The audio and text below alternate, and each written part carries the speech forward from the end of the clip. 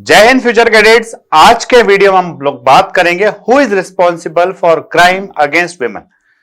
प्यारे बच्चों, जब सोसाइटी से रिलेटेड इश्यूज की बात आती है तो एक बहुत ही इंपॉर्टेंट एंड क्रूशियल इश्यू है महिलाओं के खिलाफ अत्याचार, एट्रोसिटीज अगेंस्ट विमेन।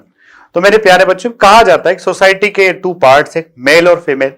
फिर फीमेल के अगेंस्ट इतने अत्याचार क्यों होते हैं और कौन इसके लिए जवाबदार है। तो डिफरेंट एसएसबी में जब टॉपिक आता है तो कहीं ना कहीं लीड्स जो है इसके आसपास आती है कि फर्स्ट लीड जो होती है वो मेल डोमिनेटेड सोसाइटी, सेकंड आता है वेस्टर्न इन्फ्लुएंस और थर्ड आता है लेक ऑफ अवेयरनेस। तो आपकी अपनी इसके बारे में क्या राय है, आप खुद भी कमेंट बॉक्स में जरूर लिखें। इन तीनों लीड में से आप कौन सा लीड लेकर के उस पर प्रभावी तरीके से बात रखना चाहेंगे। अब मैं तीनों लीड्स के बारे में क्या क्या बोल सकते हैं वो आपको एक्सप्लेन करता हूं। तो आइए देखते हैं सबसे पहले हमारी फर्स्ट लीड। फर्स्ट लीड कहती है कि भाई ये पहली बात तो ये क्राइम के अगेंस्ट क्या बातें हैं आप थोड़ा समझ लीजिए कि और civilisation taught us to respect women, है ना। यत्र नार्यस्तु पूज्यन्ते रमन्ते तत्र देवता। हमारे महान लोगों ने कहा है कि जहां नारी की पूजा होती है वहां देवता निवास करते हैं। पर क्या वर्तमान समय में सही साबित हो रहा है? जी हां, बिल्कुल भी नहीं। किसी और महान व्यक्ति ने कहा है कि अगर आपको किसी देश की स्थिति का पता लगाना है तो वहां की नारी की स्थिति का पता लगा लीजिए, आपको देश की स्थिति का अपने आप पता चल जाएगा। तो हमारे देश में हमेशा से नारी की रेस्पेक्ट, विमेन की रेस्पेक्ट की गई है, परंतु उसके बावजूद भी हम देखते हैं कि देश में हजारों हजार केस हर साल रिपोर्ट होते हैं जिसमें महिलाओं के खिलाफ मोलेस्टेशन, रेप और तमाम इस तरह की घटनाएं सामने आती है। तो इसके लिए कौन जिम्मेदार है? सबसे पहले मेल डोमिनेटेड सोसाइटी। सबसे बड़ी बात बच्चों कि हमारा जो देश है इसमें शुरुआत से ही चूंकि फॉरेन इन्वेजन इतने ज्यादा हुए, मुगलों ने इतना अत्याचार किया कि हमने अपनी विमेन को घर में बिठा करके प्रोटेक्टेड रखना ही बहुत ज्यादा उचित समझा। और चूंकि विमेन घर में बैठ के प्रोटेक्टेड फॉर्म में रही, उनका काम सिर्फ यहां तक सीमित हो गया था कि वो अपना घर संभाले, अपने बच्चों की परवरिश करे, और अर्निंग्स का पूरा जो जिम्मा था वो पुरुषों ने उठाया।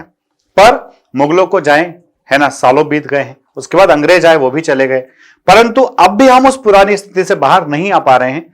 हमारी महिलाओं को हमने उतना ज्यादा मौका नहीं दिया है जिससे उनको बाहर के माहौल का एक्सपोजर मिल सके, वो अपने पैरों पर खड़ी हो सके, वो हमारे बच्चों के बराबरी के हक में एजुकेशन ले पाए, हम अपने बच्चे लड़कों के बराबर लड़कियों को एजुकेशन दे पाए। तो ये सारी तमाम चीजें हैं जो कहीं ना कहीं मेल डोमिनेंस को दर्शाती है।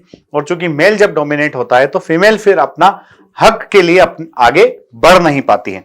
तो मेरा कहना यह है कि महिलाओं को अलग से इंपावरमेंट देने के बजाय जो उनके ड्यू हक है, जो उनके राइट्स है, अगर वो राइट्स ही उनको दे दिए जाएंगे तो डेफिनेटली महिलाएं आगे बढ़ जाएगी। निश्चित तौर पर गवर्नमेंट कई सारे प्रयास भी किए हैं, डेफिनेटली कई सारी स्कीम्स भी गवर्नमेंट ने लॉन्च की है जो कि महिलाओं के सशक्तिकरण के लिए चलाई जा रही है। तो मेल डोमिनेटेड सोसाइटी एक बहुत बड़ा फैक्टर है, क्योंकि यहां पर हम ये भी देखते हैं कि जैसे ही कई बार तो पेरेंट्स को इवन ये समझ में आ जाता है कि मां के वुम्ब में एक बेबी गर्ल है तो एबॉर्शन तक की नौबत आ जाती है। जब वो बड़ी होती है तो स्कूल में बच्चे को ज्यादा प्रेफरेंस दी जाती है बच्चे के कंपैरिजन में। जब हायर स्टडीज की बात आती है तो वहां भी कहीं ना कहीं बच्चे को ही प्रेफर किया जाता है। और नौकरियों में भी हम लोग देखते हैं कि जॉब्स के दौरान क्या होता है बच्चों की सेम जो है प्लेटफॉर्म पर काम करने के बावजूद भी, सेम पोजीशन पर काम करने के बावजूद भी मेल की सैलरीज अलग होती है और फीमेल की अलग होती है। तो कहीं ना कहीं इस वजह से जो है महिलाएं अपने आप को दबा कुचला महसूस करती हैं। दूसरा है बच्चों वेस्टर्न इन्फ्लुएंस। बच्चों हम लोग जानते हैं डेफिनेटली कि वेस्टर्न इन्फ्लुएंस का इंडियन सोसाइटी पर काफी गहरा असर रहा है, परंतु आज हम प्रोग्रेसिव डेमोक्रेसी हैं और प्रोग्रेसिव डेमोक्रेसी में मेल और फीमेल दोनों को बराबरी का हक दिया गया है। अगर महिलाएं सपोज वेस्टर्न इन्फ्लुएंस से थोड़ा बहुत प्रभावित होकर के उनको कॉपी करने की कोशिश करती भी हैं तो इसमें पुरुषों को कोई आपत्ति नहीं होना चाहिए। कई बार पुरुष कहते हैं कि उनके जो क्लॉथ्स है, उनका अटायर जो इतना वो भद्दा होता है। भाई हर आदमी को अपने अपने हिसाब से अपनी प्राइवेसी का हक है, अपनी निजता का हक है, वो जो चाहे उसको पहनने दीजिए।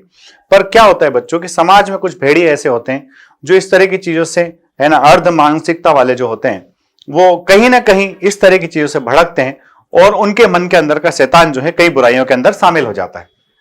तो as a result to get a sadistic pleasure, these are cases of molestation of women on this basis also.